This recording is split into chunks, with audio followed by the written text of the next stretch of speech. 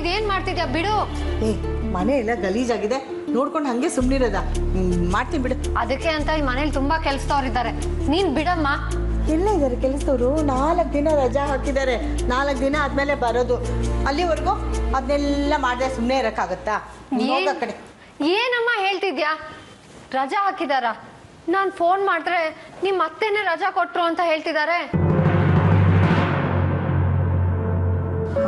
ಹೌದಾ? ಅದೇನೋ ನನಗೆ ಗೊತ್ತಿಲ್ಲ. ಬಿಡು, ನೀನು ಹೋಗೋ ಕಡೆ. ನಾ ಮಾಡ್ತೀನಿ ಬಿಡು. ನೀನ್ ಬಿಡಮ್ಮ, ಬಾ, ನಾನು ಕೇಳ್ತೀನಿ ಅವ್ರು. ಯಾರಿಗೆ? ಶಾಲಿನಿ. ಅಮ್ಮ, ಯಾಕಮ್ಮ ಹಿಂಗ್ ಮಾಡ್ತಿದ್ದೀರಾ? ನಮ್ಮ ಅಮ್ಮನ ಹತ್ರ ಯಾಕೆ ಮನೆ ಕೆಲಸ ಮಾಡಿಸ್ತಾ ಇದ್ದೀರಾ?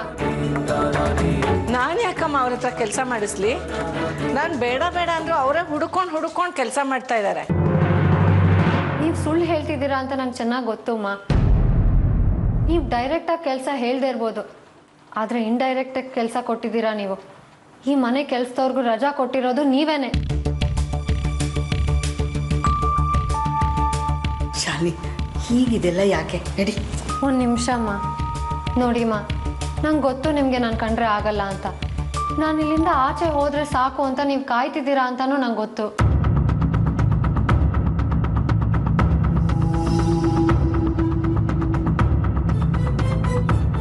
ಹಾಗಂತ ನನ್ನ ಮೇಲೆ ಸಿಟ್ಟನ್ನ ನಮ್ಮ ಅಮ್ಮನ ಮೇಲೆ ತೋರಿಸಿದ್ರೆ ಚೆನ್ನಾಗಿರಲ್ಲ.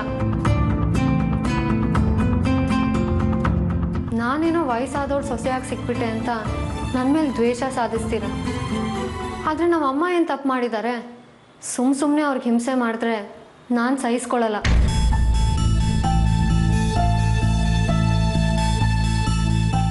ಆಯ್ತಮ್ಮ, ಸಹಿಸ್ಕೋಬೇಡ. ನೀವಿಬ್ರು ಇಲ್ಲಿದ್ರೆ ತಾನೇ ನನ್ನಿಂದ ನೀವು ಹಿಂಸೆ ಅನುಭವಿಸ್ಬೇಕು. ಪಾಪ, ನಿಮ್ದೇನು ತಪ್ಪೇ ಇಲ್ಲದೆ ಹೋದರೂ ನೀವು ಯಾಕೆ ನನ್ನ ಹತ್ರ ಒದ್ದಾಡಬೇಕು? ಅಮ್ಮ ಮಗಳಿಬ್ರು ಹೊರಟು ಬಿಡಿ.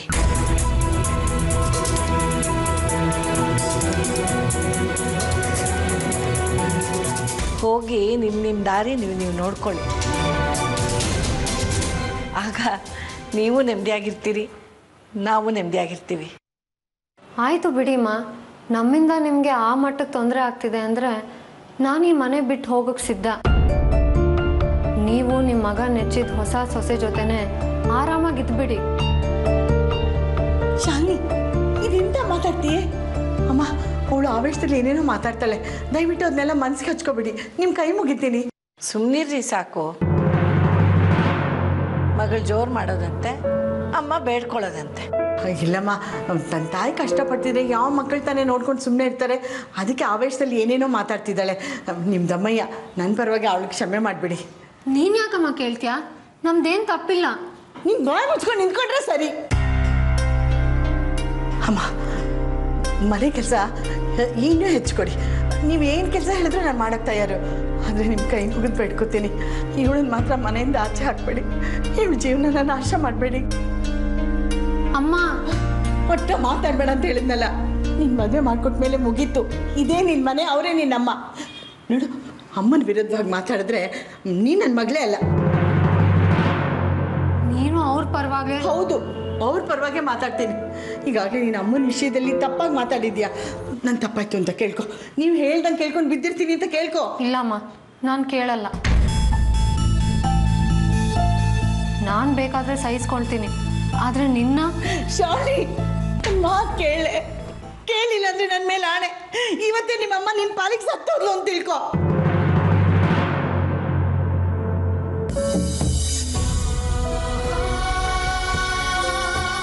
ಅಮ್ಮ, ನೀನು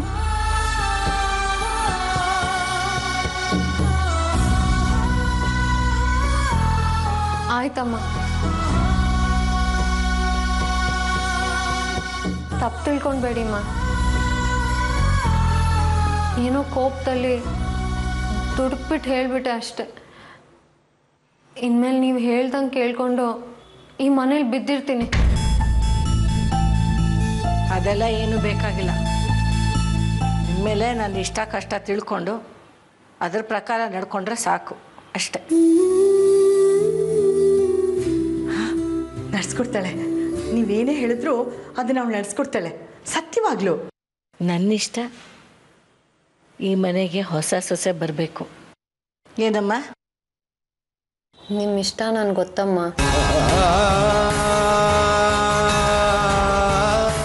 ಆಯ್ತಮ್ಮ.